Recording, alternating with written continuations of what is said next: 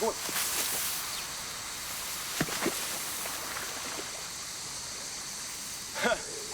They don't call me the crocodile man for nothing. You think this guy's dangerous? You should see what I've got in me shed.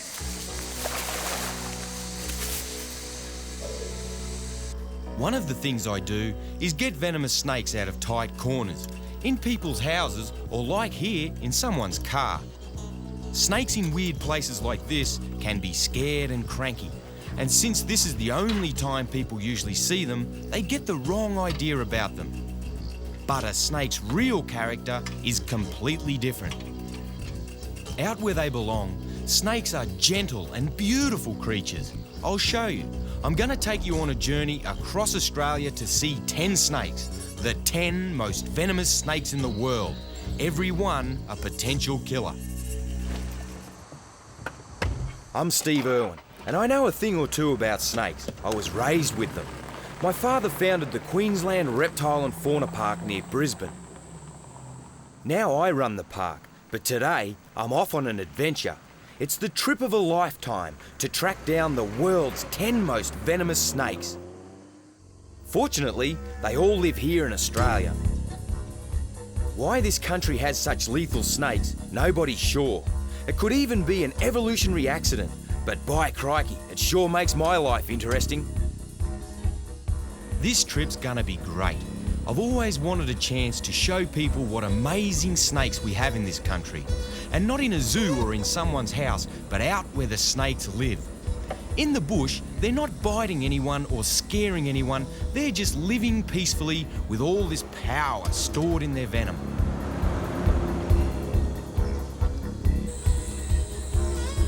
We've still got a long way to go before we find our first venomous snake, but I've got to show you this.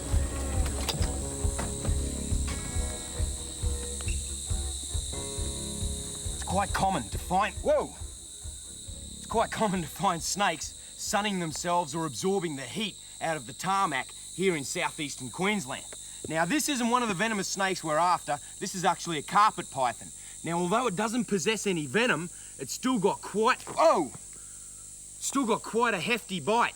Now, when I try and touch it, it's retaliating by trying to bite me. I think it's very important that I just shift him off the road because snakes get clobbered all the time. He's a beauty. This python doesn't know how lucky it is to meet a snake lover like myself. A lot of drivers out here will swerve to run over a snake.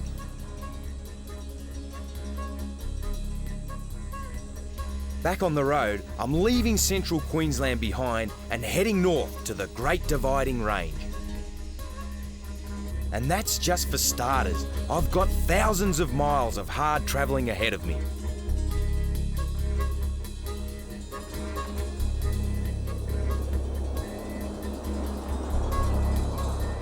The first stop's Darwin in the Northern Territory. This tropical city is home to number 10 on my list, the 10th most venomous snake in the world. It's the Western brown.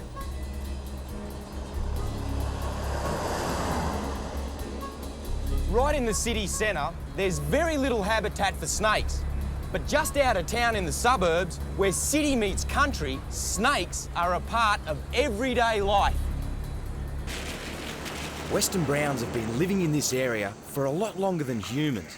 They're not about to move just because someone built a suburb here. I'm told a brown snake has made itself at home under this house. Let's see if it's the one I'm looking for.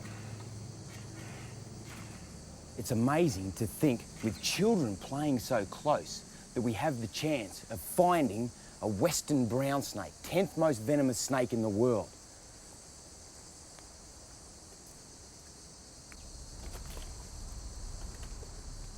Up here in the hot, tropical north, the sun is very intense. And of course, these buildings create the perfect shaded areas, nice and cool, for a myriad of dangerous animals. Mice and rats often dwell in amongst the rubbish, and of course, your venomous snakes come searching for them, and this tarp is a great place for snakes.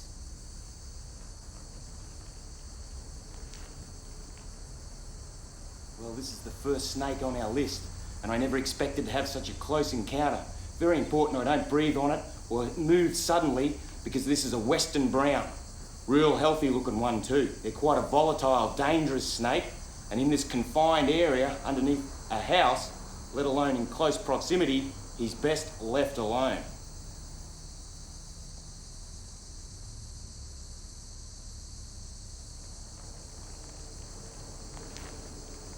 Sometimes the best thing to do with a deadly snake in the house is to starve it out. I'll have a look around and then I'll tell the family just how to do that. Here's the culprit. It's not that the western brown would hang around on the off chance of eating a pet bird, but the problem is the parrot is such a messy eater. The seed that the parrot kicks out of its cage attracts mice, and mice are what the snake's here for. Try a different kind of cage and hey, no mice and no snakes. With me out of the way, the snake comes out to look for breakfast. Mice find their food by sniffing the air. Snakes use scent too, but they don't use their nostrils, they taste the air with their tongue to locate their prey.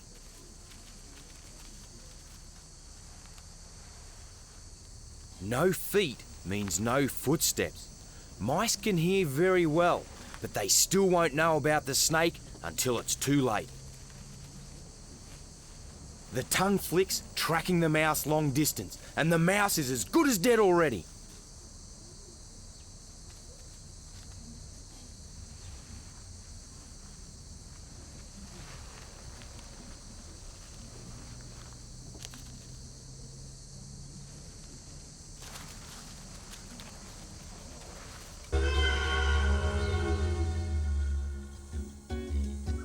Next, snake number 9, the death adder.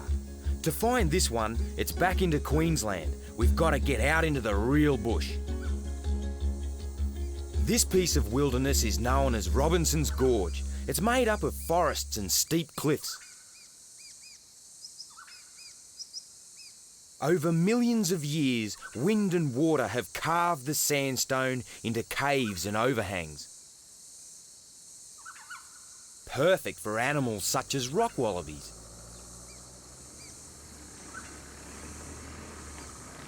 Out here, it's a very long way from a hospital.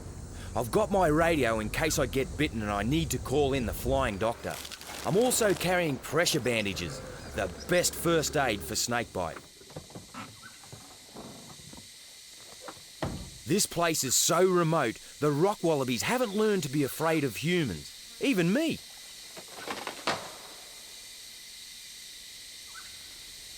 Creeping around these cliffs takes a fair amount of skill. It's not quite as easy as crawling under houses. Death adders usually live on the most inaccessible ledges.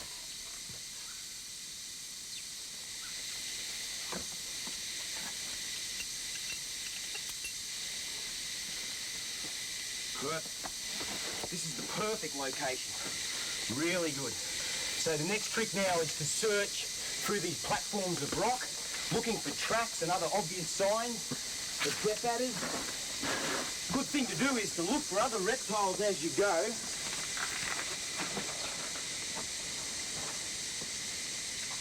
The sun's pretty hot right now, and there's probably some around here cooling off in the shade. Here we go, this is it. You can see here, these are very distinct death adder tracks, pushing the sand down. This is brilliant. Now we're going to have to be a bit careful because we're close. These snakes won't move out of your way. They'll wait until you stand on them. He's come along here, flattened out,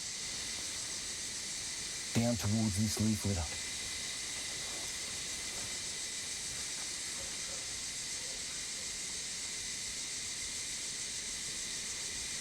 There's one.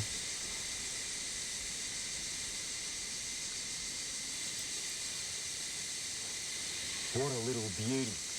I'm going to expose this death adder. I'm in no danger at all.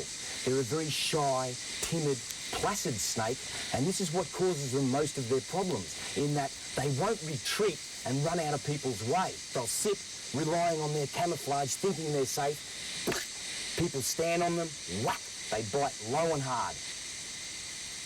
This looks dangerous, I know, but the secret is being as slow and smooth as the snake is. Now this is a potentially dangerous situation we've got here. Nothing worse than a death adder through your shoelace.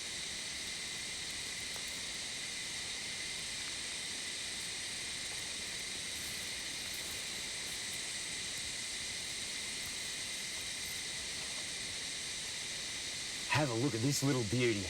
Aren't they glorious? This is the death adder. Very short, stout body, quite a large, buffy head, triangular-shaped head. Now, death adder by name, not by nature. As you can see, the death adder is very placid, very quiet and timid, and very uninclined to bite or strike. Just got to keep my fingers out of the way.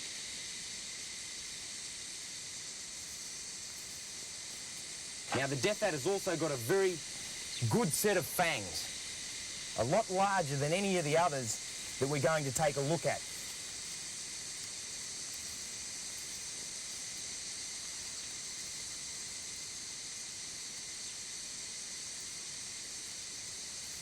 He's settled down nicely, straight back under his leaf litter. It's important for me to remember that I'm a visitor in his territory and this is his environment, so I better get out of here because I've got a heck of a climb before sundown.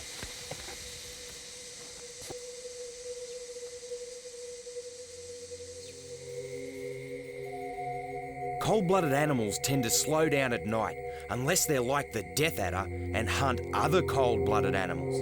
In that case, dusk can be the start of the working day. But the death adder doesn't exert itself too much. It's an ambush predator. It uses the end of its tail as a lure. The rest of the snake stays completely still while the tail sticks up and wriggles like a worm. Along comes a skink, sees the worm, sneaks up on it,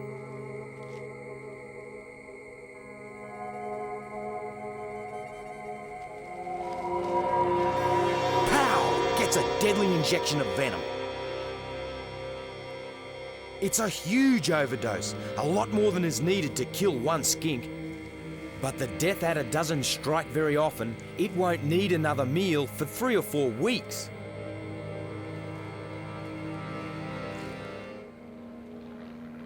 Snake number 8 goes without eating for months. The giant black tiger is found on Mount Chapel Island, just off the coast of Tasmania. Aboriginals used to call this the moving island because it heaves with 6-foot-long snakes.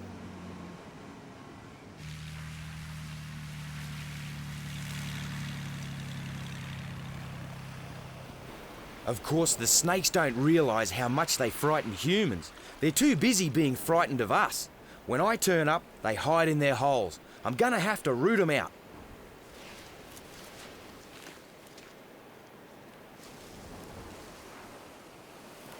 This island is absolutely riddled with burrows. Now here's a relatively fresh one. Just have a little look down in here. Oh! The holes are actually dug by birds, mutton birds. They were named by local people for the way they taste. Masses of them breed here every summer, and their chicks provide enough food for the snakes. The chicks take a couple of months to grow their feathers and fly away. After that, the snakes don't eat for 10 months until the next mutton bird season.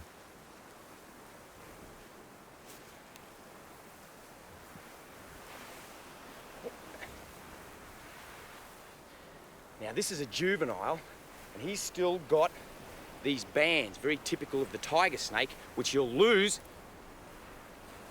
as he reaches adulthood. And you can see how nippy he is. A little bit naughty.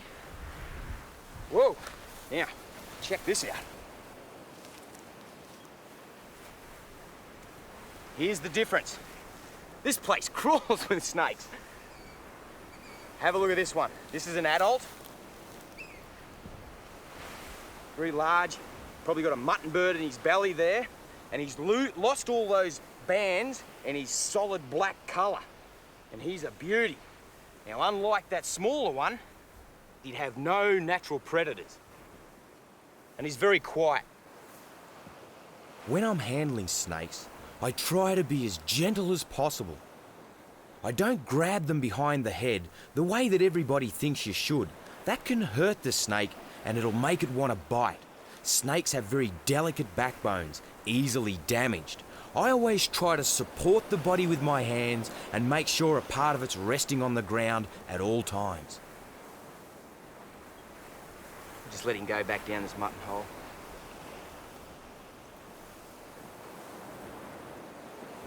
Then I'd better be off. No time to hang around on this trip.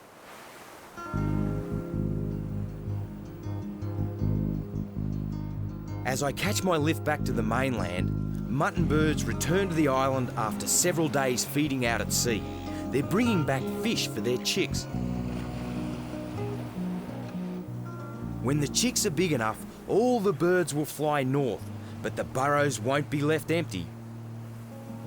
They'll be used as nurseries by female tiger snakes. Unlike most snakes, these ones are born without an egg.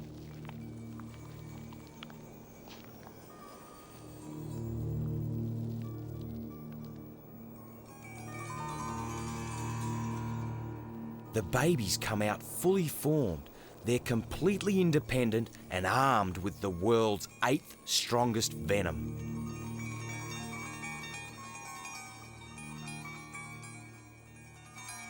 My number 7 is another kind of tiger snake. This one's back on the mainland in Western Australia. It's a swamp dweller.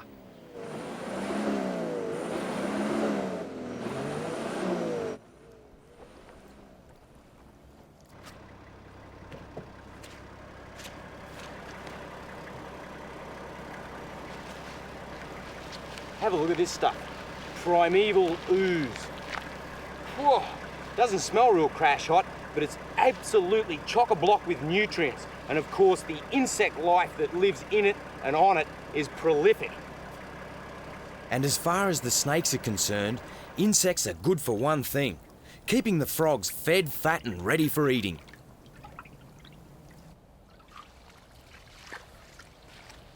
As a general rule, if you use good solid footsteps, snakes are quick to get out of your way. Now, I've been very stealthy, very tender with my feet, and the reason being there's a snake in here. They have no ears. They sense vibration. Footsteps pounding away, snake will scatter.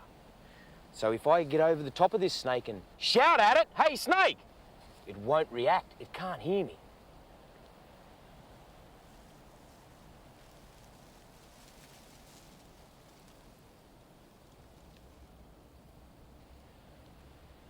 Here he comes. Be a bit careful. What I need to do is get him over here on the flat ground so we can deal with him. He's starting to move away there. Right. Now, it's very important that I'm very gentle with him, because you can see how flattened out he is. When they flatten out like that, that's like a cobra. And he's saying, "Look how big I am. I'm a venomous snake."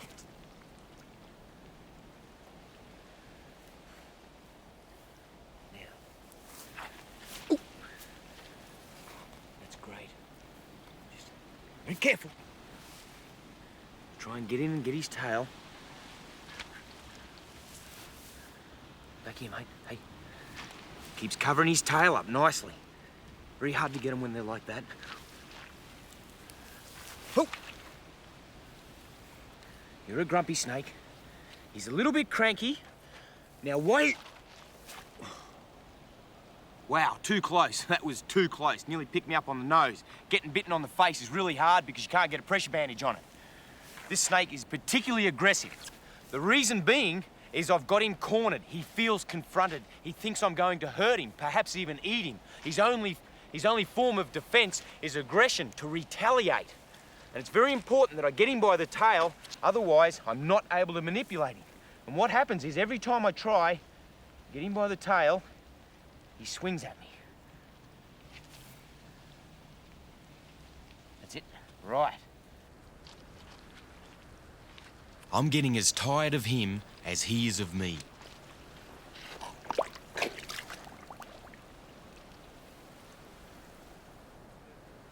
I may have given this western tiger a bit of a fright, but he soon recovers and starts looking for frogs again.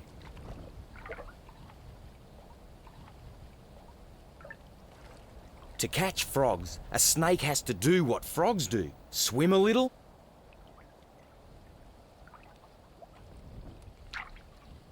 and climb a little.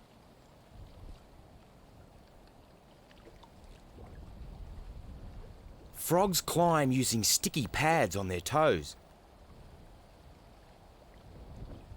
Snakes have to do without toes. They climb by rippling their belly scales, rather like steps on an escalator. Snakes' ancestors were lizards, burrowing lizards.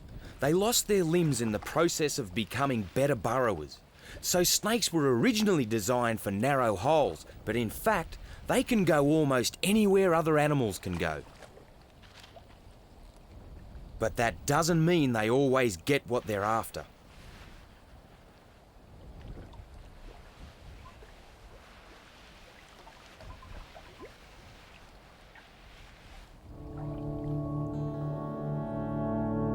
For snake number 6, I'm at the Great Barrier Reef.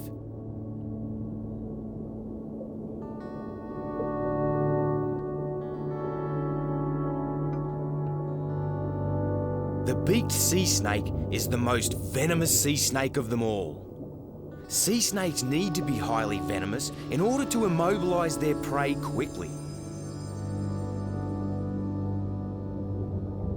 Venom is also a great defence system, and so is hiding in the coral, which is where all the snakes must be at the moment.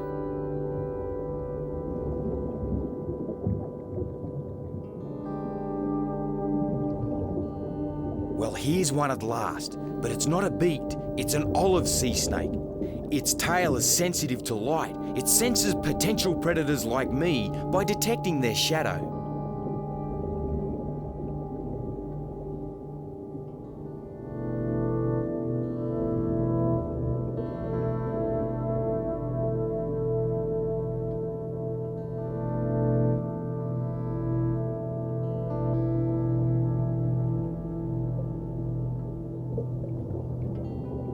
Here's another olive, and it seems a bit more friendly. Either that, or it's just admiring its reflection in my goggles. It flicks its tongue to suss out what this strange object might be.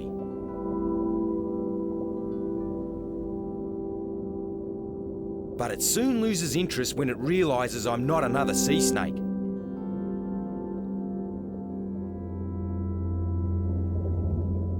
Sea snakes breathe air like other snakes, but one lungful can last several hours.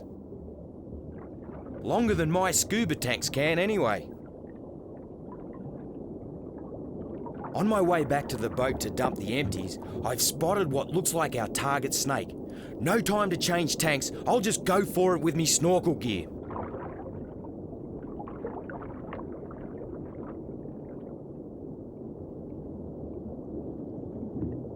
Nah, it's not a beaked, it's a near relative, a Stokes' sea snake.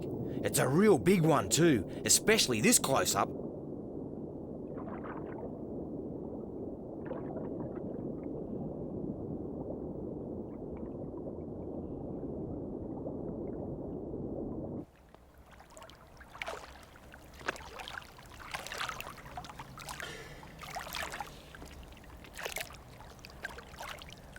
Glorious sea snake. Absolutely glorious. They've got some incredible body structure. You can see how their belly scales have come down and divided to make a keel to aid in swimming. Cute head. And they feel just like a snake, not slimy like an eel or a fish. And if we have a look down at the tail, you can see it's very flattened, almost paddle-like. And this propels them through the water quite quickly, and they can even go in reverse. You can see Like all sea snakes, they aren't aggressive. They breathe air, just like we do. So bringing her to the surface is no harm. She's quite placid. And take a look at those nostrils. See how she opens and closes them? They're totally watertight. Let's just let her go and see what she does.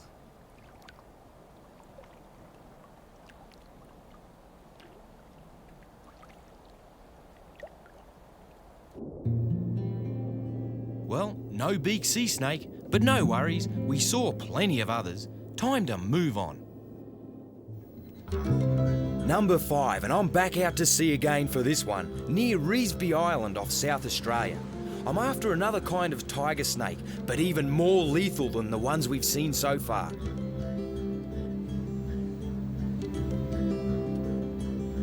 When I set foot on Reevesby, I'll be its entire human population.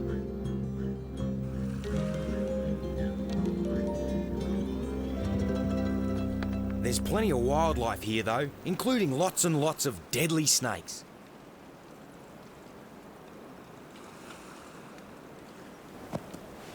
The weather changes on this island are quite rapid. 1 minute it's sunny, next minute it's cloudy. But I actually think that this cloud cover is going to work for me. Perhaps there'll be a few tigers out. The term cold-blooded can be a bit misleading. What it means is you don't have your own internal heating system. You're more or less the same temperature as everything around you. If you're cold, you go out in the sun to warm up. If you get too hot, you go to somewhere cool. A cloudy day here is about right for snakes to be out and about without boiling over.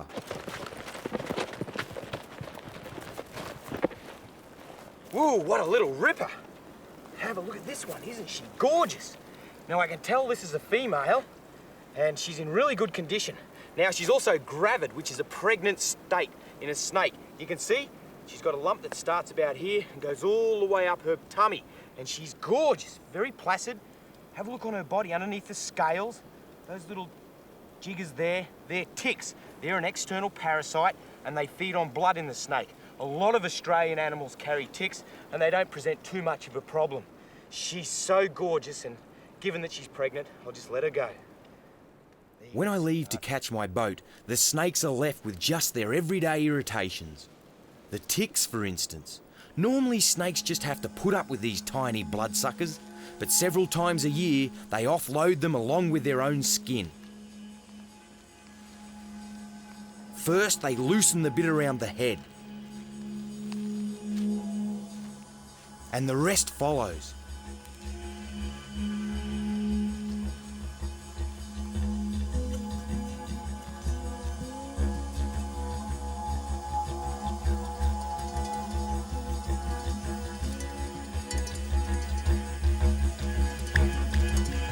One totally tick-free snake, for a while at least. To find snake number 4, we move from Desert Island to a completely different environment.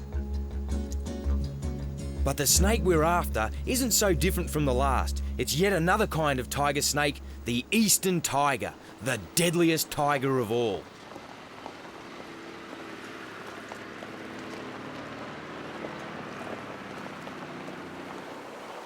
The Reevesby Island tiger snake had difficulties getting out of the sun. But here in the forest, the eastern tiger has the opposite problem, a lot of shade. It homes in on openings in the forest canopy where sunlight can get through. These are easiest to find along the edge of streams and rivers.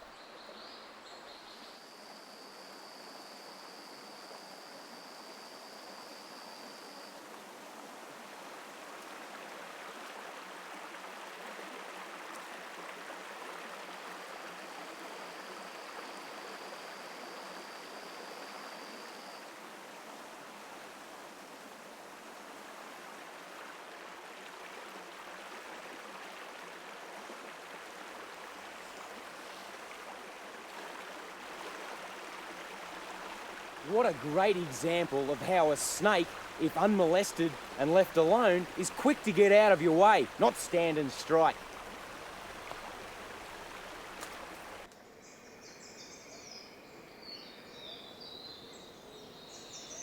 The rainforest is a great place to see other wildlife too.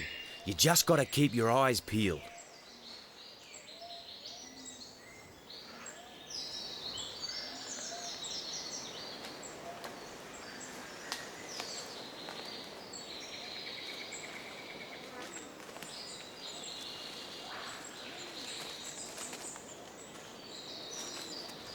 One creature you might see is this rainforest dragon.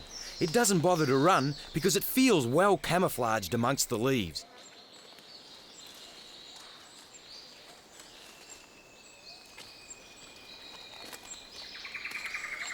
Snakes aren't so confident though. When they sense the vibrations of my footsteps, they take cover. I'll have to check out some of their hiding places.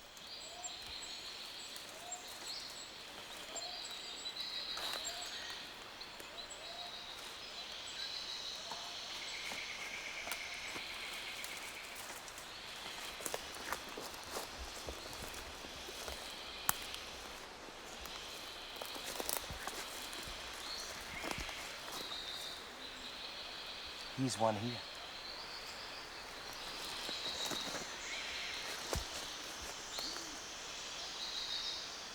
Good.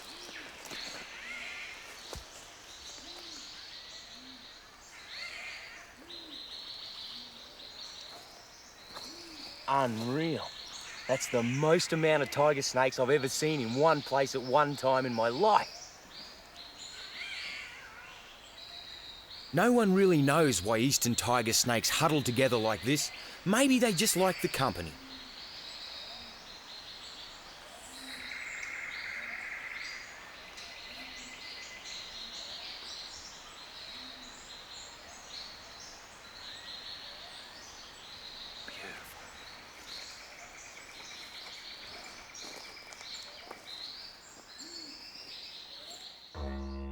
Well, we're down to snake number 3. We're leaving the wilderness and heading for eastern Queensland's sugarcane fields. This is Taipan country.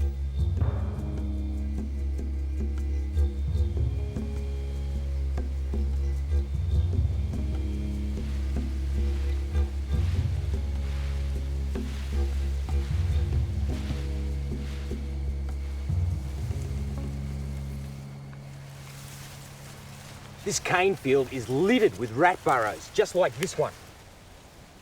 And given how prevalent the rats are, I would assume there'd be loads of taipans cruising around. But I'd say they're either down inside the rat burrows or somewhere where it's cool. Despite the fact the sun's gone down, it's still stinking hot. So I'll come back a little bit later on.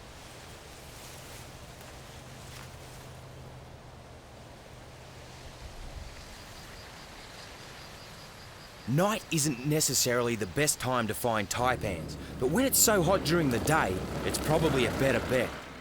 It's certainly when the rats are most active.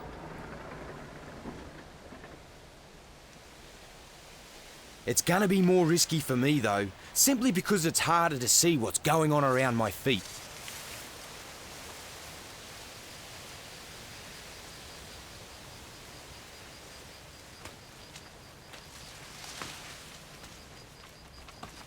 Ooh, taipan.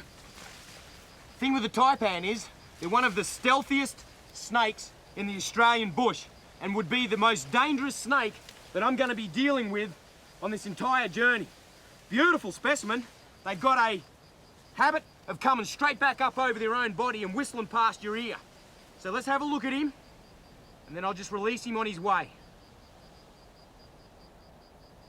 Righto, mate. Good hunting.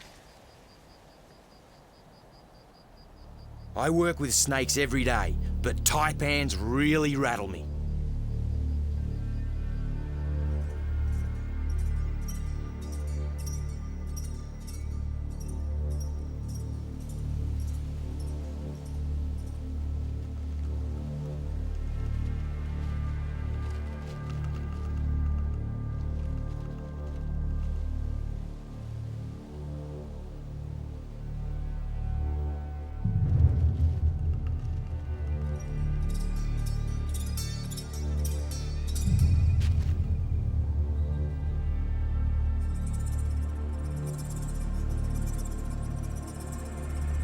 This gaping mouth must look pretty intimidating to a rat, but that's not the point.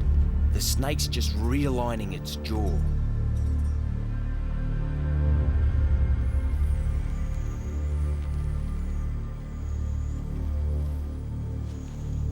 The rat's cover is soon blown wide open.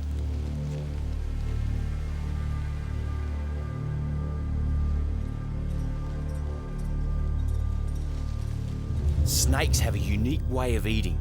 They've got no hands to shovel it in, and they don't chew their food, they swallow it whole, however large the meal is.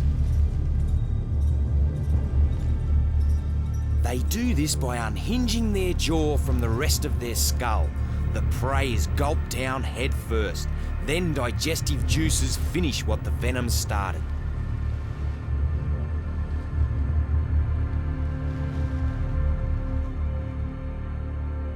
To see the second most venomous snake in the world, I'm going home to Brisbane, stopping off at the reptile park to say g'day to my animals.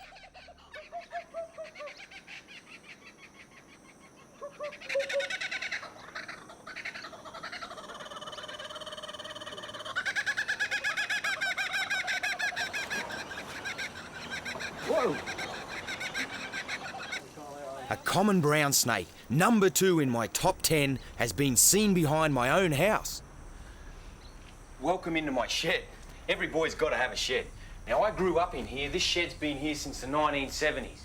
Now, Terry, my wife, tells me somewhere in here there's a common brown snake, and a large one at that. She estimates it to be 2 metres, 6 feet. Ideally, what they'll do is they'll stay low. They're a terrestrial snake, not venturing very high, and they're no good at climbing. Now, this is the perfect scenario for a brown snake, because where you've got rats and mice, of course, that's where you'll find your brown snakes. They come in and around through here, searching, looking for food. Oh, there goes a little mouse now. European house mouse.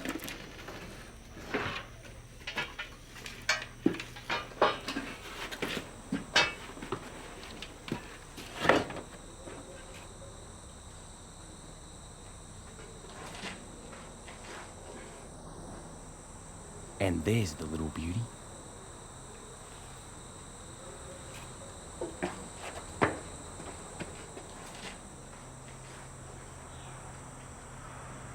Snakes quite often find their way up into cars, engine blocks. Now comes the tough part of trying to get this highly venomous snake out of quite a tight area. The common brown likes places where people are common too. It gets into houses a lot.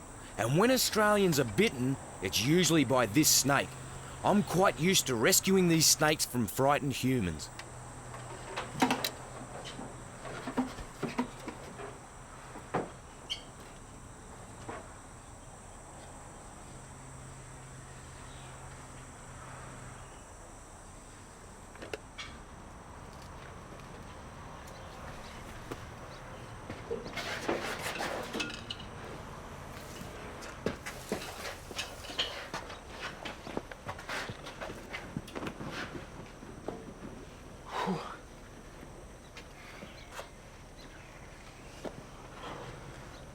Wow, what an epic. Common brown in that kind of environment is certainly very dangerous.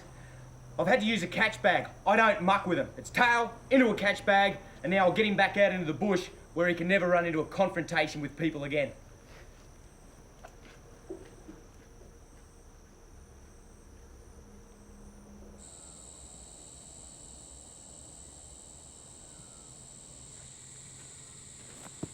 This is one of the greatest rewards for me, being able to release a potentially dangerous animal back out in the wilderness where he belongs.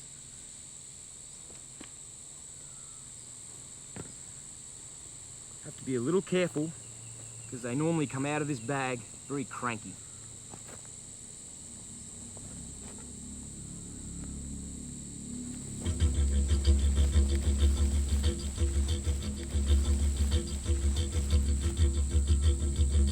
And now it's time to meet number 1. The snake at the top of my list, the most venomous snake on the face of the earth. And for this, I'm heading into the outback, to the back of the outback.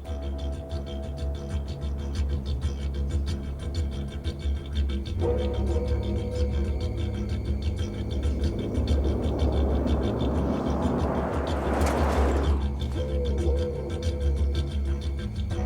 Brisbane, it's a tough 3-day drive. Some of the livestock stations out here are the size of small countries.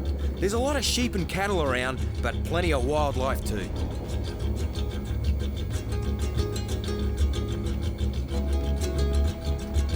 For this last encounter, I've brought along my best mate Wes. And we're taking motorbikes because where we're going, even 4-wheel drives are up the proverbial creek. If you were gonna get bitten by a venomous snake, you couldn't choose a worse place. We're miles from any kind of medical help. That's why I've brought along Wes as backup.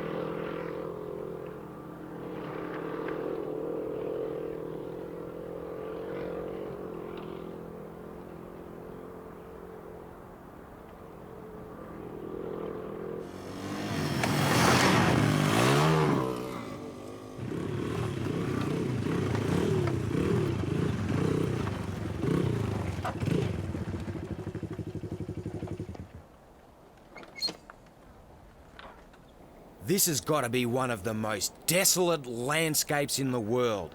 There's hardly anything out here except rats, flies, and fierce snakes. The most lethal snake on the planet.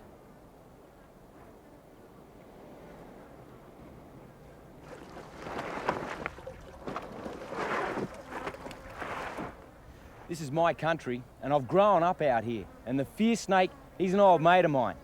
But I tell you what, if you take a hit in a remote area like this, even Wes won't be able to help me. The fierce snake possesses enough toxins that in one bite, he'd be capable of killing over 100 adult humans. Pretty awesome. I've been handling snakes since I was a kid, and I've never been bitten. But that doesn't mean I'm not nervous. You've got to have respect for these deadly snakes, and when you're handling them, you can't let your mind wander.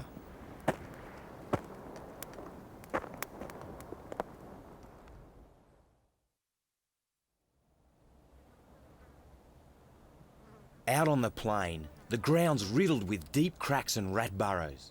The perfect spot for a fierce snake to lay her eggs.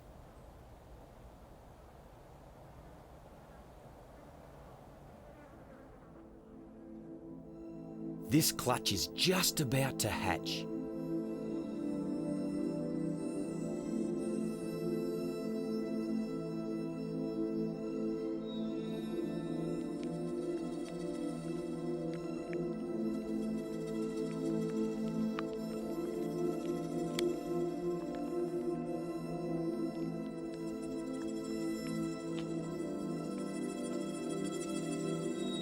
At this early stage, the young look completely harmless. But appearances can be deceptive.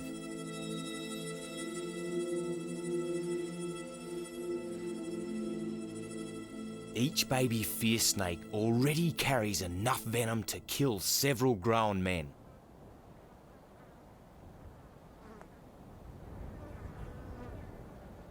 Certainly enough to knock us around.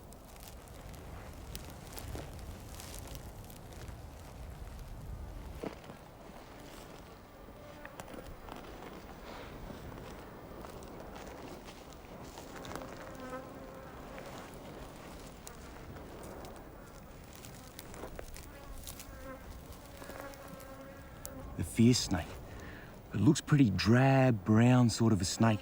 They vary in colour. Some of them are quite strikingly beautiful. This is a big one, up around 6 foot 2 metres. And what it's doing is it's just searching, probing the rat holes. Underneath the soil is like a subterranean labyrinth. Now, fierce by name, certainly not by nature. As long as you give them plenty of distance, they aren't all that aggressive. Here she comes, she's coming back out.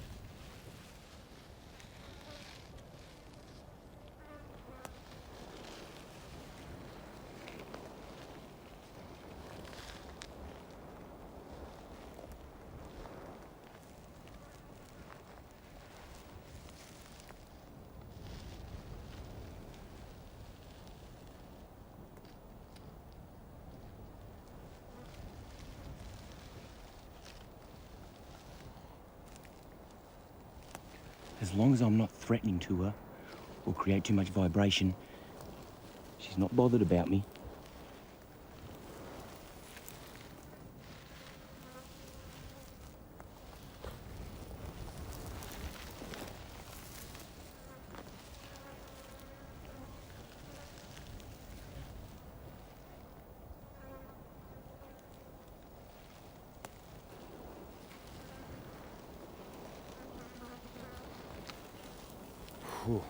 Well, that hasn't happened to me before, or anybody else. Anybody alive, that is. Just think, the deadliest snake on Earth came up and gave me a lick. Good thing she didn't like the taste much. We've just seen the 10 most venomous snakes in Australia, in the world. Yes! Woo!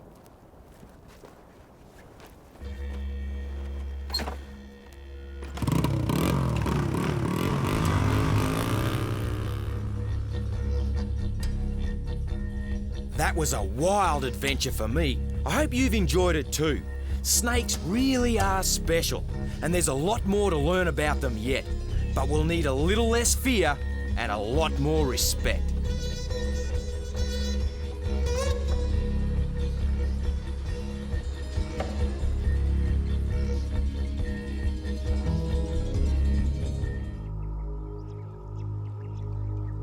In the northeastern corner of Australia, where the top end meets the sea, lurks a relic from the days of the dinosaurs.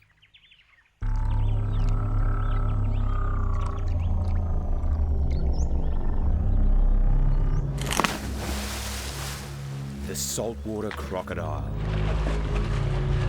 One of the most fearsome predators on the face of the earth.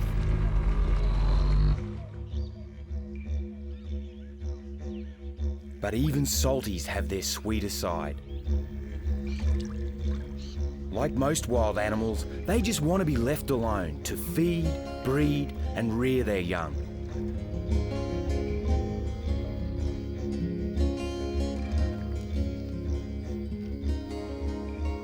Crocs are complex creatures, finely tuned to their surroundings.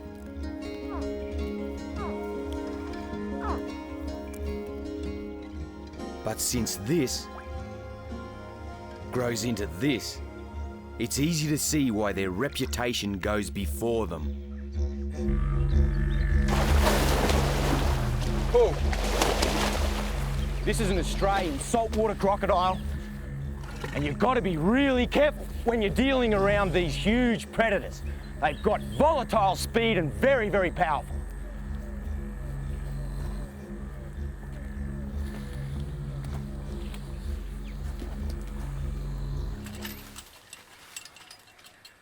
I'm Steve Irwin, and I've been around big saltwater crocodiles all of my life. Crocs and people normally give each other a wide berth, but most of the crocs here at my park in Queensland had to be removed from the wild because they crossed the line and became a threat to humans. If we'd left them where they were, they'd have probably ended up being shot.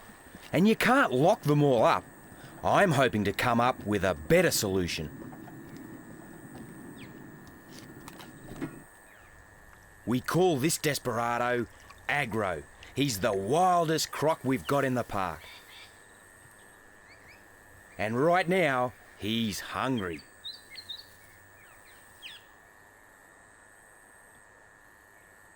I want to give my crocs as natural life as possible, which means there's wild pig on the menu. And I'm using myself as live bait. Watch Agro slip into an ambush position. Right now, I've got no idea of knowing where he'll strike from. He's made himself completely invisible.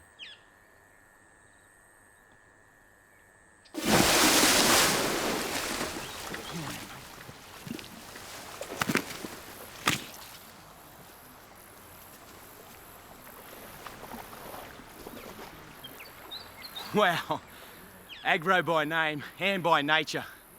He's a real hungry animal. Feral pig, best food source, but he's very territorial. Got to be really careful when you enter into his territory. Got to play by his rules.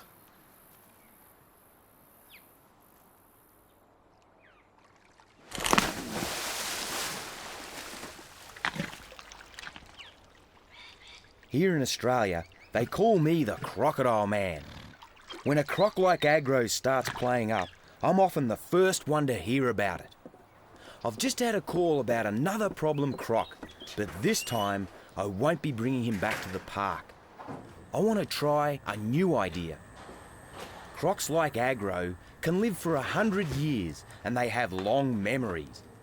I want to see if we can teach them to mend their ways, give them a lesson they'll never forget.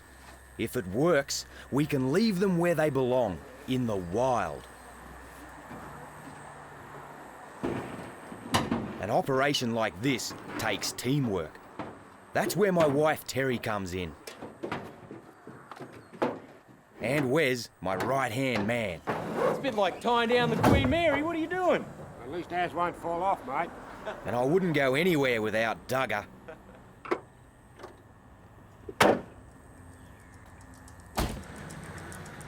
We've got a long journey ahead of us to catch up with the latest troublemaker.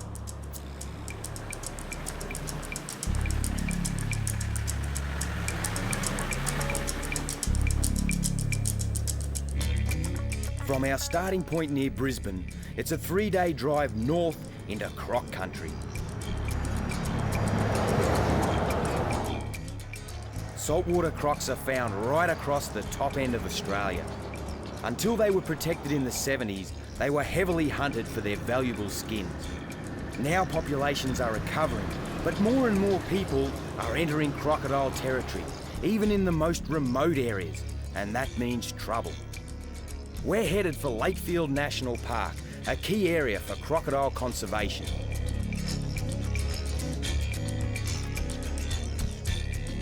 It's November, the end of the dry season, and the coastal wetlands are parched. Even the rivers eventually dry up. Any water that's left becomes very precious.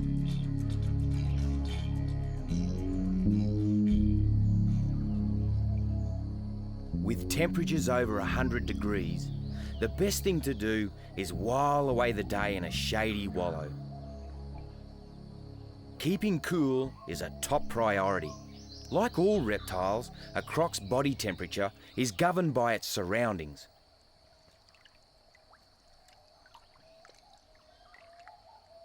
This one looks like a big old male. Older crocs are usually darker in colour. This lighter specimen is a much younger croc. In croc society, there's only room for one king of the pond. The biggest, strongest male will drive any rivals out of his domain. He's usually the one hassling humans too, but if you take him away, you disrupt the hierarchy of the croc community. Weaker males will fight for his crown and mate with the females, passing on weaker genes. Despite their name, salties aren't confined to tidal regions. They also inhabit freshwater lagoons. There they rub shoulders with Australia's other croc, the smaller freshwater variety, far less aggressive than its much larger relative. Freshies are too small to do you or me any real damage, but this little bird is pushing its luck. You can tell a freshie from a salty by its long, narrow snout, well worth knowing when you're out in the bush. While freshies eat small prey like crayfish or even insects, a salty might fancy a piece of you. During the dry, water acts like a magnet for all kinds of wildlife, a mobile menu for the crocs. Wild pigs destroy the riverbanks rooting for food. Since being introduced to Australia from Europe, they've become a real pest. All this wildlife attracts human visitors to the waterhole too. It's a favourite spot for campers.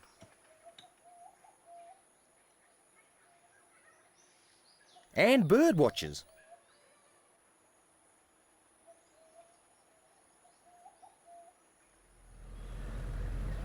In these peaceful surroundings, people tend to forget what could be lurking in the water. Barry, Lakefield's head ranger, is there to remind them that this is salty territory, and that requires some respect. G'day, mate. How's it going? All right. Croc attacks on humans are very rare. One death every 2 or 3 years in Australia, but when they do strike, that's it. It's game over. And a big salty can easily hide in shallow, murky water.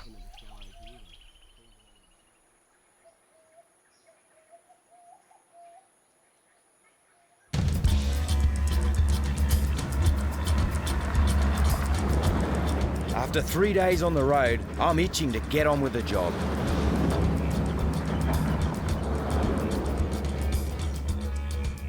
When we arrive at Lakefield, we're met by Barry and his fellow rangers from the national parks who guide us to the trouble spot.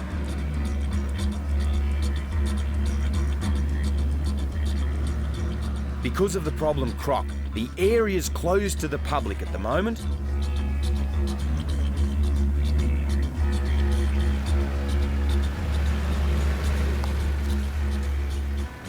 This is our destination, Old Faithful Waterhole. And Barry tells me there's a big male been hanging around the campsite. It's the perfect salty stamping ground. Plenty of shade, and these high banks make great nesting sites. But humans like it too. Here's where the conflict begins. This is a really popular fishing hole. And when the fishermen come back and clean their fish, they leave their scales and offal in and around the water. And that creates a free feed for the crocodile. These bullet shells are a result of the fishermen getting scared. They see a croc, they think it's stalking them, boom! They take a pot shot at it. I'm here to help humans, but also protect the crocodile.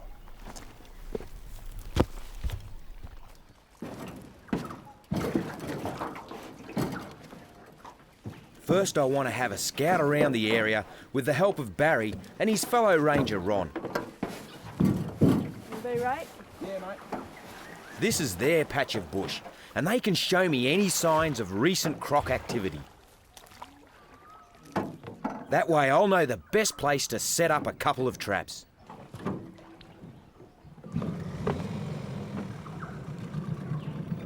Meanwhile, Terry is going to be pretty busy setting up camp.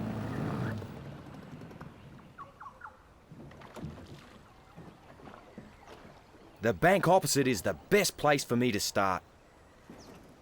It's an ideal basking area for a croc. Nice gentle slope down to the water.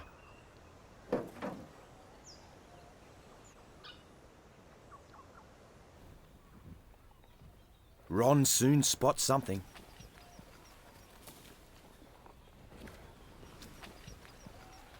Oh, that's a nice little wallow, Ron. Real nice. Be about what do you reckon, about 9 foot female? About that, eh? Yeah, nice slide mark in there. Beautiful, cool location for her. Spends a bit of time there by the look of it. Yeah, too right. A couple of nice footprints here too, Ron. She's gone back into the water. Nice tail mark. When do you reckon she used it last? Not too long ago, last night or this morning even. This morning, yeah. Yeah. I reckon. Well, there's obviously a female around, but it's the big male we're after, and I reckon he's somewhere close by. This is a great crocodile slide, exactly what we're looking for. It's got all the signs that we need. Here's his footprints. As he's headed back down into the water, you can see the distance between his footprints. Gives us an idea of he's over 14 feet in length. His belly's dragged on the ground as he's headed back towards the water. This is a great place to set the trap. He's coming up here to sun himself. Beautiful basking area. He's female just up there. We'll set a trap pretty close by.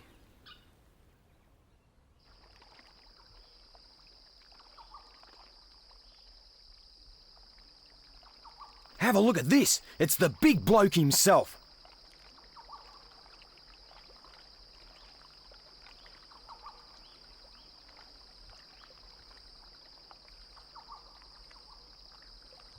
It's the breeding season, and that always causes extra conflict. Maybe that's what got him all steamed up recently.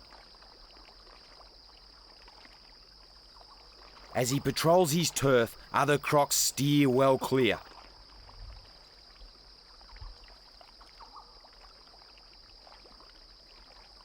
These young females swim quickly away, raising their snouts to show they know who's boss. An older female is more receptive to his advances.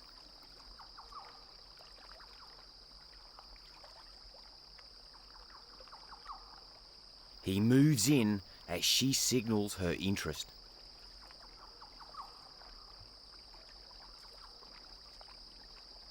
He's a gentle lover.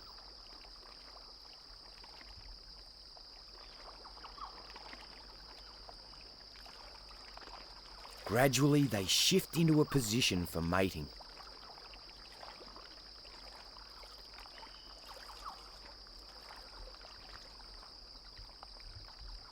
Which takes place with the female fully submerged beneath the male.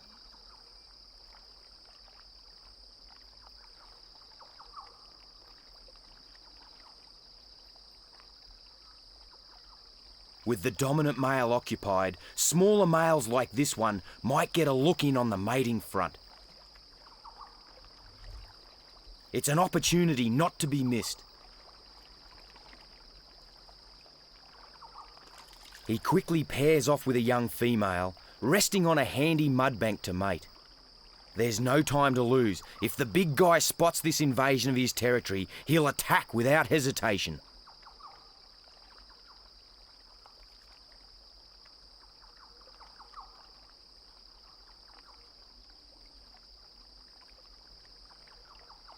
But this time, the young males got away with it.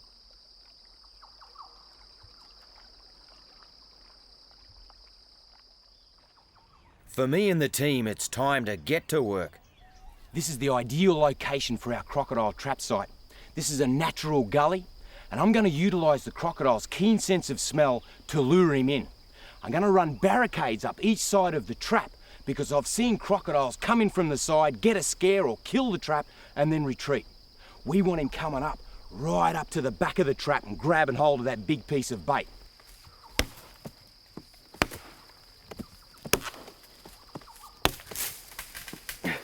So what I'm doing here is placing these sticks. I don't use steel or star pickets in my trap design because when the croc comes in and he's fighting, he can hit these sticks and he can't hurt himself, whereas if he bumps into steel, he can break his teeth or scar his head, hurt his eye. So these will break and get out of the way.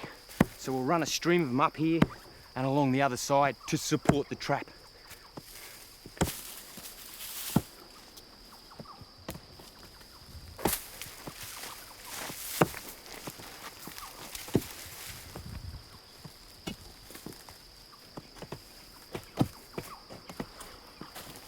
So you can just grab a corner here, lift the corner here, just pull it up for a sec.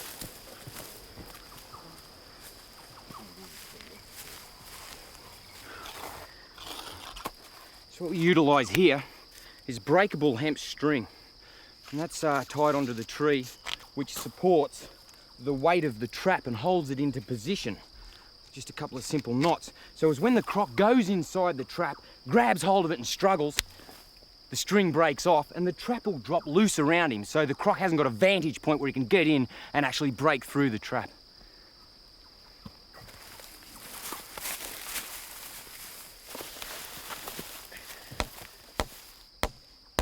This is the trigger mechanism. It's absolutely crucial. So we have a nail low and a nail high, and that supports a little steel rod which holds the weight bags up. When the croc grabs hold of the baits, that pulls the weight bag, down she goes. Meanwhile, Wes has spotted our target croc. Oh, I see. Holy snap and duck shit. Have a look at that. Look at that for a head.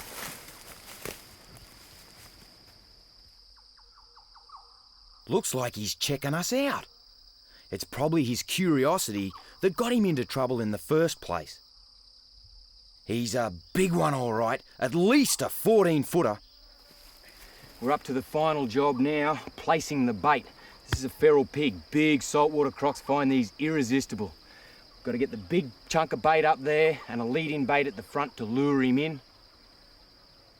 He's been hanging around. I'm just a little bit nervous. What I'm going to do is split the pig open, let its blood run down, soak into the sand, so it's got that real pig aroma.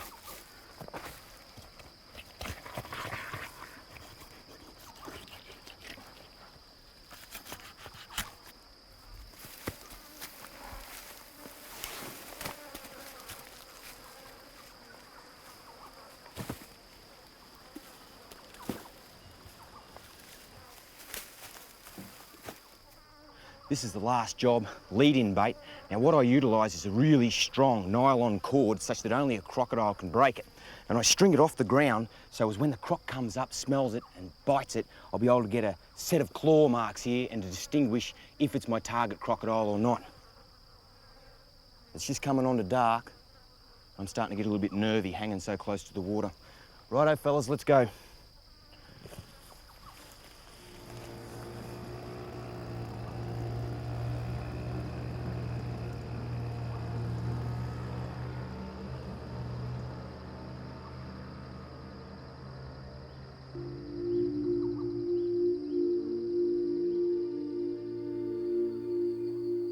The end of the day is a beautiful time in Lakefield.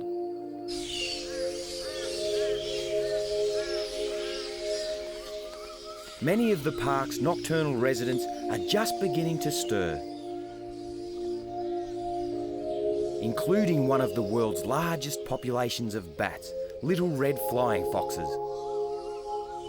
There are 10 million in this colony, 3 times as many as the number of people in Sydney, Australia's largest city.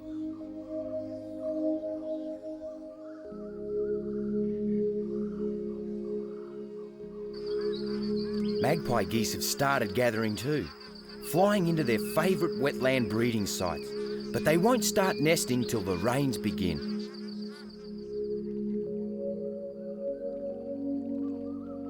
It's already getting cooler.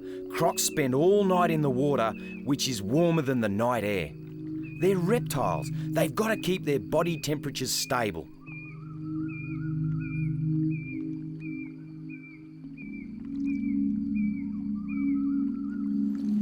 No thanks mate, we might call it an early one I think. Yeah, it's gonna be. Yeah. Hey guys. It's been a big day for me and the team. Terry and I decide to have an early night. But as we sleep, Others are at their most active. This nesting female must have been one of the first to mate this season.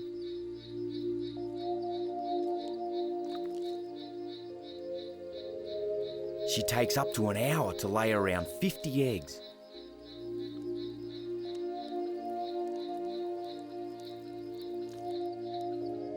The nest is a mound of dirt, grass and twigs, with a central chamber hollowed out for the eggs.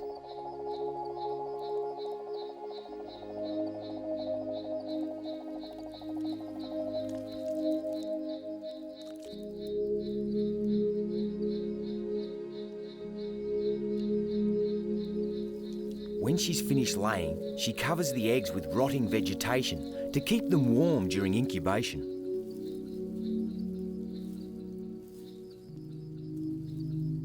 If all goes well, they'll hatch in around 90 days' time.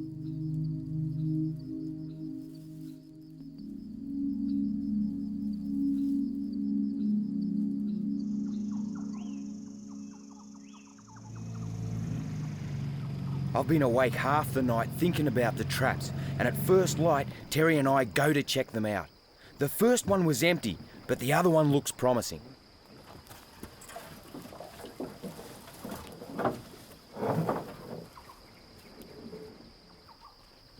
Looks like we've got one, but is it the one we want? Wow, look at that. This is a beautiful little female. She'd only be around 8.5 feet, just maybe a bit more. It's very important that we get her out of the trap and release her straight away so we don't intimidate our big male that we're after. Isn't she gorgeous?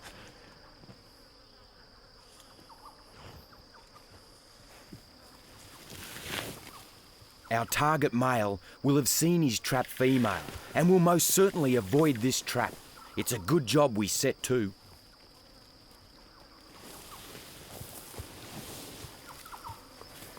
I'm just going to see if I can drag her out, babe, so get ready to move out of her way. Okay. Be careful. Grab the net over there, babe. I've got her. You're safe. Pull, pull, pull. Pull, pull, pull. Pull. That's it.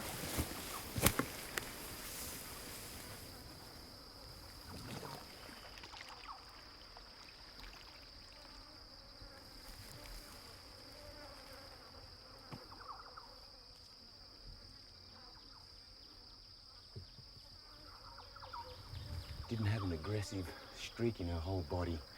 Beautiful young female. Absolutely gorgeous. Let's reset the trap. The female we caught probably hadn't started nesting yet. It's still early in the season. Once a female does lay, she digs herself a wallow and sticks pretty close by to carry out repairs to the nest and protect the eggs from predators. She gapes, keeping herself cool.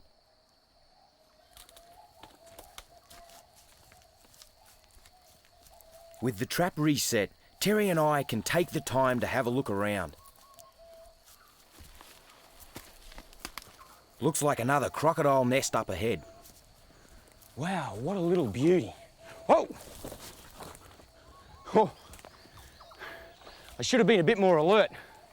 Now, this is a protective female. Isn't this beautiful? She must have laid her eggs last night, and when the female's laid her eggs, her maternal instincts click in, and she's come up. Whammo, get away from my eggs, get away from my potential babies. I'm gonna do just that. You're all right, you're all right.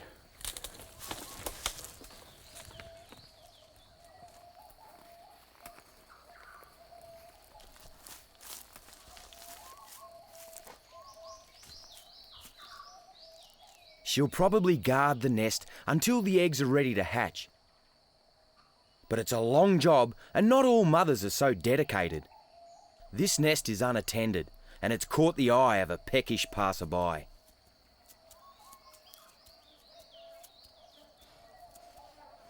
Wild pigs, often eaten by adult salties, balance the books by feeding on crocodile eggs. This one takes just a few minutes to devour and destroy the entire clutch.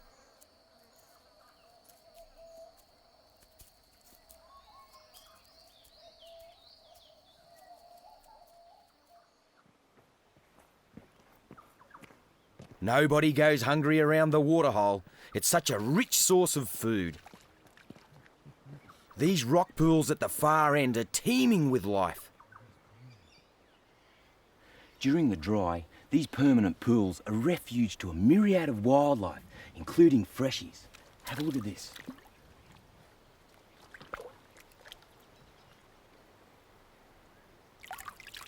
Here's the remains of last night's meal. They're yabbies, crayfish, and the freshie that ate them is probably still around.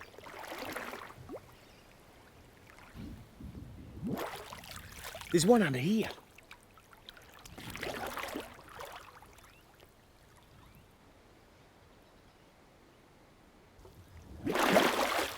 Have a look at this little blighter. Crikey, he's as fat as mud. These waterholes are just crawling with wildlife. There's yabbies and fish biting at me, which is perfect for these little freshies. Hey, where you going, mate? Oh, he should come in. The water's so cool. These pools are also the perfect place to cool off. I think these rock shelves are all shaded over and keep it cool. Ooh, it feels great. But hang on a minute, what's that? Looks like something else had the same idea.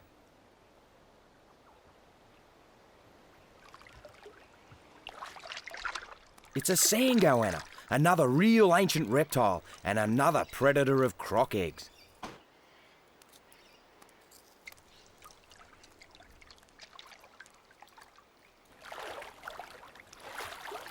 If I can get close up, I'll show you just how big it is.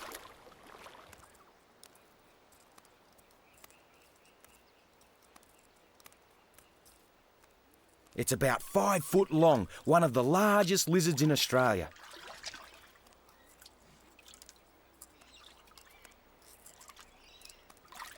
Reptiles have been here for a lot longer than humans, and they're better adapted to this rocky terrain. That forked tongue tastes the air, picking up any traces of a potential meal.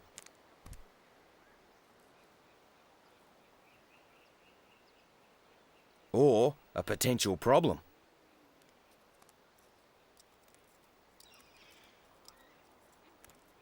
Like the crocs, goannas are masters of their domain, the product of nearly 100 million years of evolution.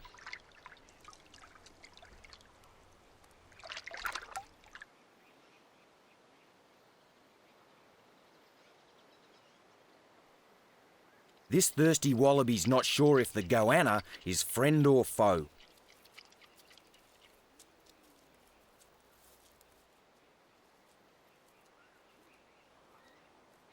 Faced with this puffed up throat, it's not hanging around to find out.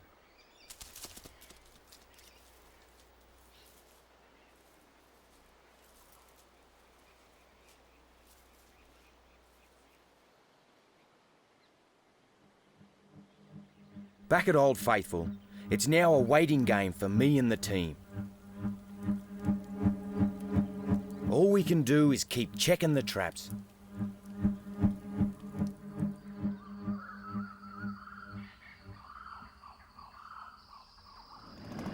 It's dawn again, and me and Terry head for the trap opposite the campsite.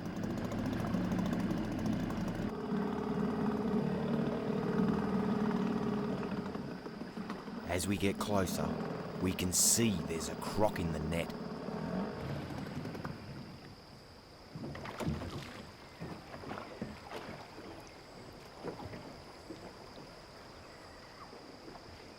It's him.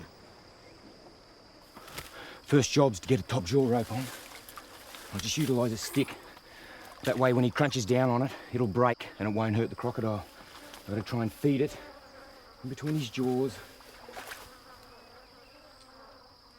The top jaw rope's vital for getting control over this huge animal. Nothing, dude.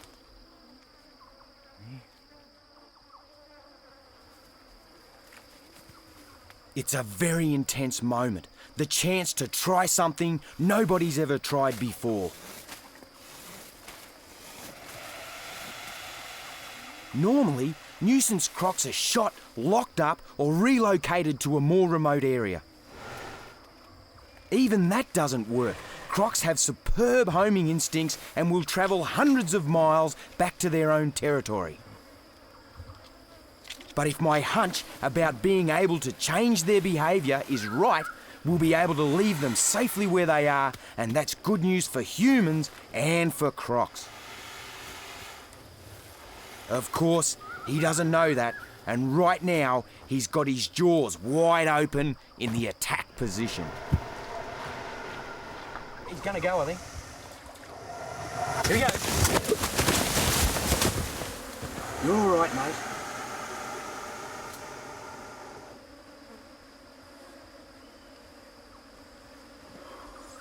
They don't fight often, but when they do, it's explosive power, and that's where this top jaw rope comes in really handy.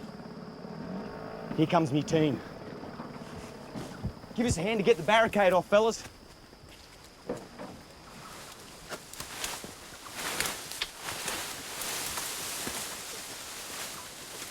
Barry's brought reinforcements. The more muscle power, the better.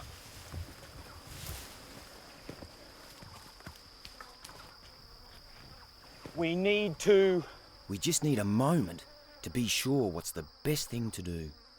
We were gonna build an enclosure to hold our croc overnight, but looking at him now, he's just too big. What I think we'll do, mate, is... The most important thing is to cause him as little stress as possible. Despite their size, crocs are particularly sensitive to stress. They're designed for short, sharp bursts of action. A long struggle can be fatal. That's one of the drawbacks of removing them from the wild. The journey alone can kill them. We decide to leave him right where he is.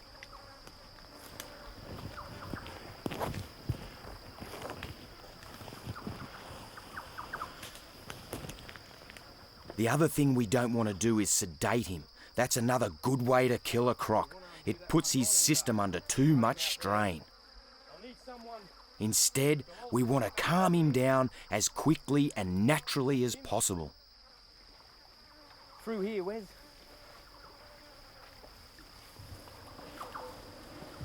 Okay, now make sure you can clear it and just let it drop if I say.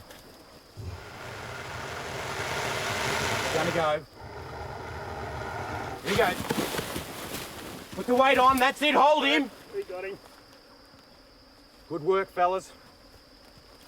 I'm gonna keep going.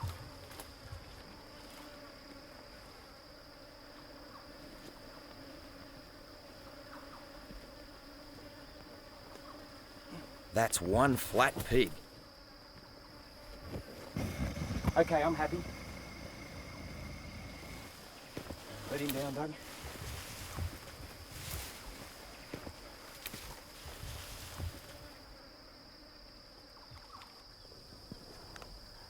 Now that we've got him secured, settled and relaxed, quite comfortable I guess, we'll get some buckets of water and we'll cool him down, keep him moist, because we've decided to keep him overnight, and we'll get lots of water in and around his cloacal region, wash all this dead pig around so there's no chance of infection, and try and keep him as happy as a pig in mud.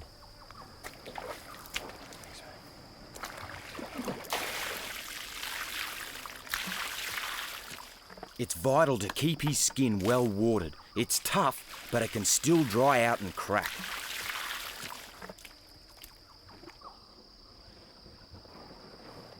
And a few hours in direct sunlight could be downright fatal.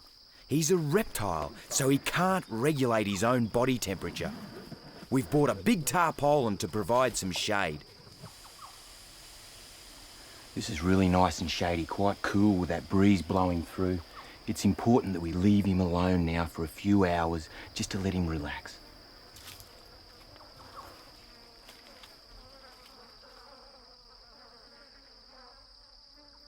Terry stays behind to keep an eye on him.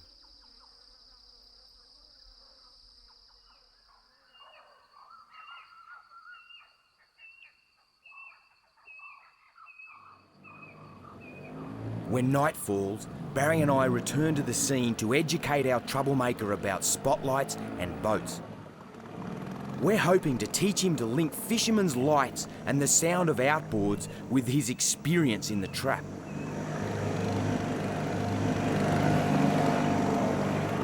That way, when we release him, he should be keen to keep away from them.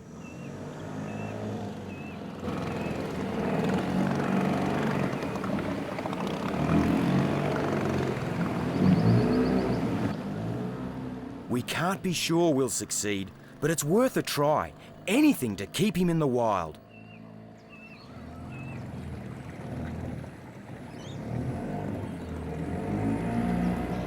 It's a long night.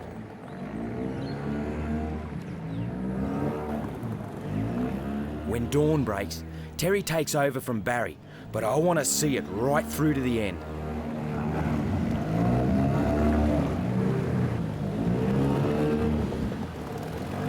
I really want this to work. And I'm depending on our Croc's long memory to do the trick.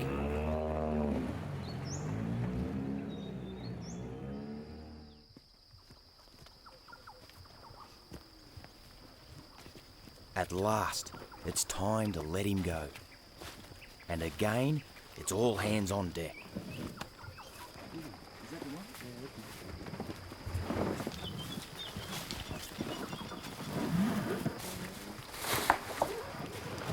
Everyone's pretty quiet at this time in the morning, including the crocodile.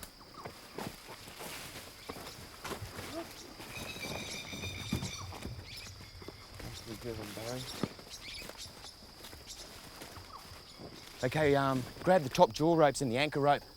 And what we'll do is, in a minute, we'll just drag him towards the water.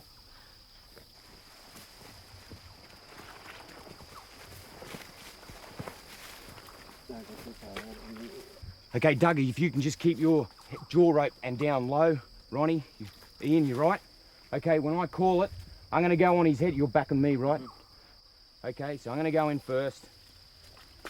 Just put a bit of weight on there. The kindest and safest way to control a croc is to get as many people as you can to sit on him. He's a huge, strong animal, and it doesn't do him any harm. It's much better for him than giving him a sedative. You right? Yep. Okay. Okay, let's go into a seated position. Get your legs each side of him. And get up as close as you can to each other because people are going to count. The more we get on there, the better. Are you confident, mate? Yep. Sure? Yep. Okay, because I'll be right here too. Okay. Righto, you can drop it down. And if you could get on the crocodile, kind of scoot up as much as you can. Whatever you do, babe, don't complicate Wes. Okay, Duggar. Let it go, Doug.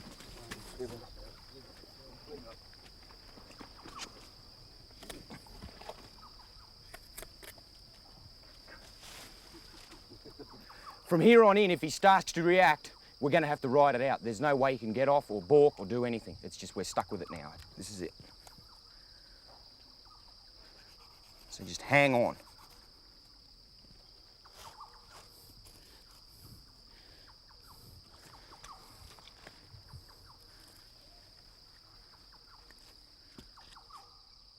The top jaw rope's the last to go.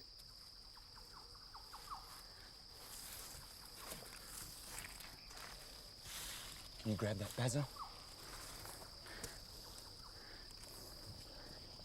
I want to lift his head up, Wes.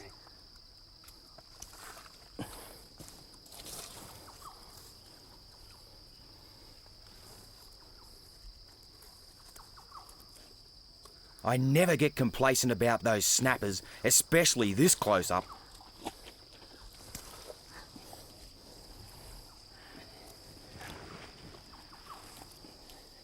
Get off him, Wes, and come round and lift him up. Someone else is going to have to lift the croc.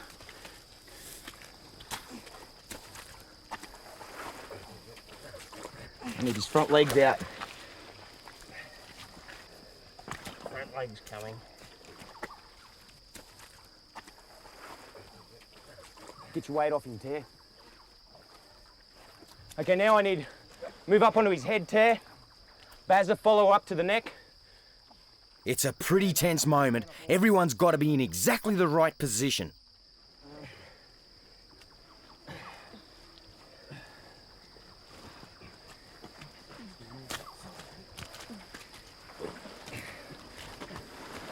Okay.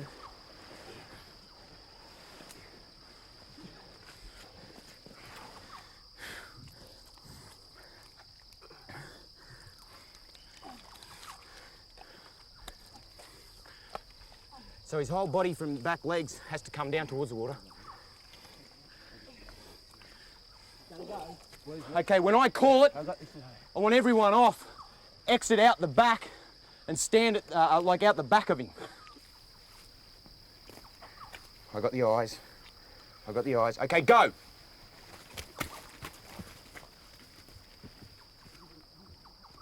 Covering his eyes helps keep him calm up until the last second. He's less fearful if he can't see what's going on.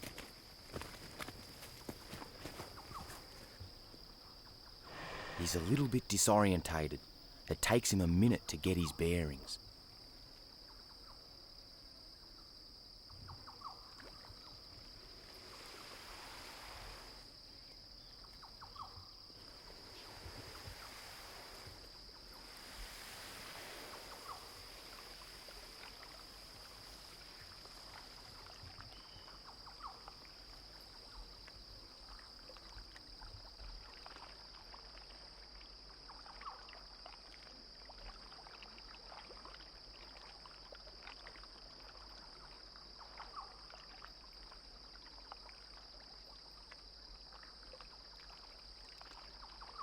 He's a beautiful animal, back where he belongs. And that's the whole point of the exercise. That's where we want him to stay. We'll be back later in the year to monitor the situation. But for now, we need to get out of the park fast, before the rainy season starts.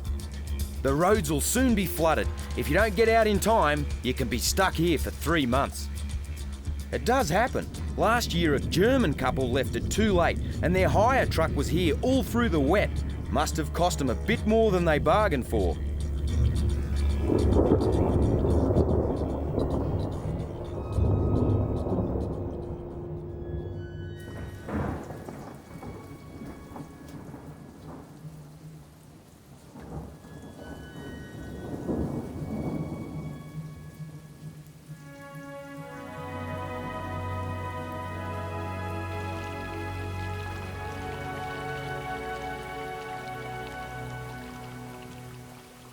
With the monsoon and rising flood levels, male crocs like to spend all their time in the water.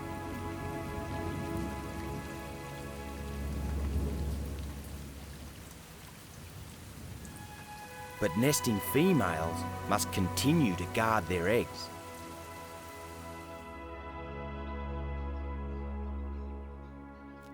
Other mothers take advantage of the new grass revived by the rains. As do the thousands of magpie geese that fly into Lakefield to breed. This thirsty dingo, skin and bone after the harsh conditions of the dry, can look forward to easier pickings to come.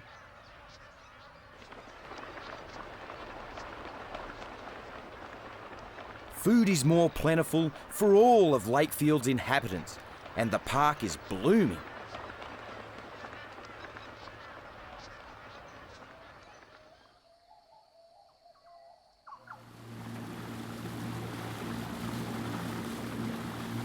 Three months after we left, Terry and I returned to Old Faithful to check on our problem croc.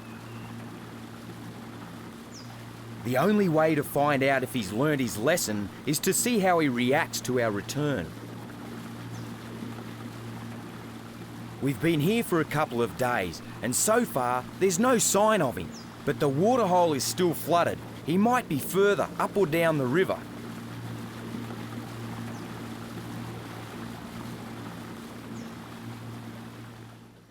The rains have been really heavy this year, and for one mother, it was a disaster.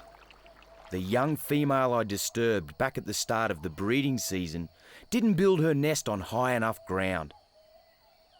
It's waterlogged and the eggs are ruined.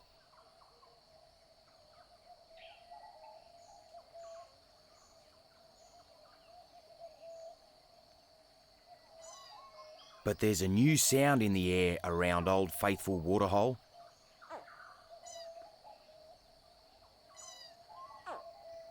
The female we saw laying has been successful.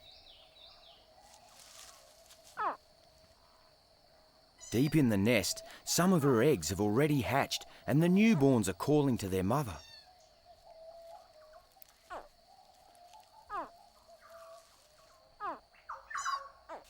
She clears away the top layer of grass and twigs to uncover her young.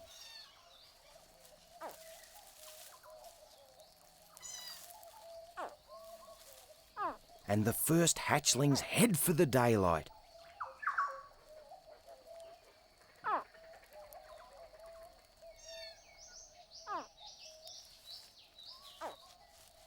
Their mother's mighty jaws become a gentle cradle.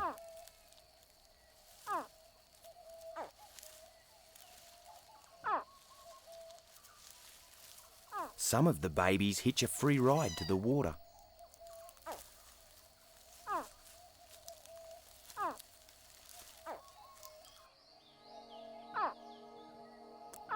Meanwhile, the rest of the brood hear the squeaking and begin to emerge.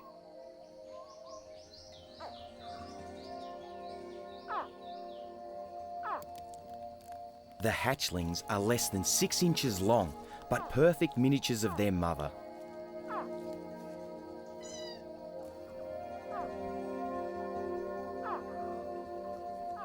They're quite capable of making their own way.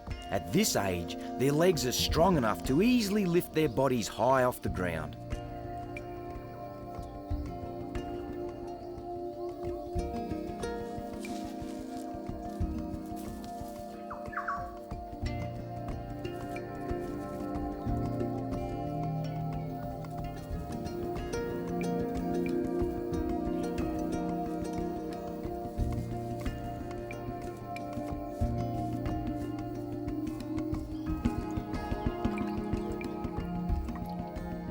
Once in the water, there's safety in numbers, so the babies gather together.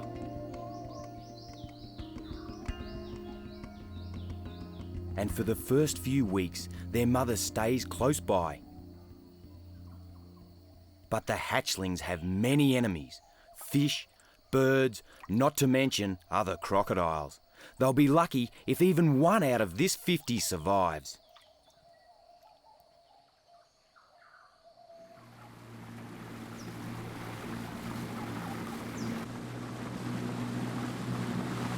Right now, we're still wondering if our problem croc is going to show his face. Terry and I have seen absolutely no sign of him, but if anyone's going to spot him, Barry will.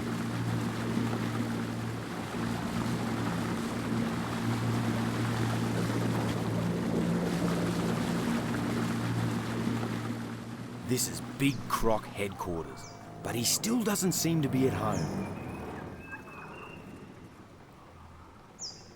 Then, suddenly, the moment of truth. There he is.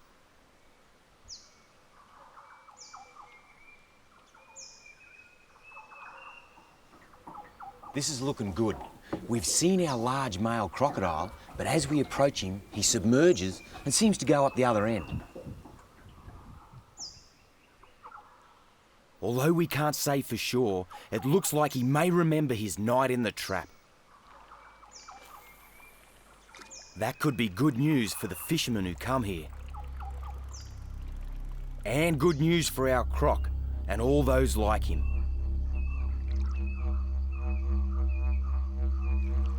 As human populations expand in Australia, we've got to learn to allow these super predators their space. This new approach could help us leave them in the wild where they belong. That way, there'll always be crocs down under.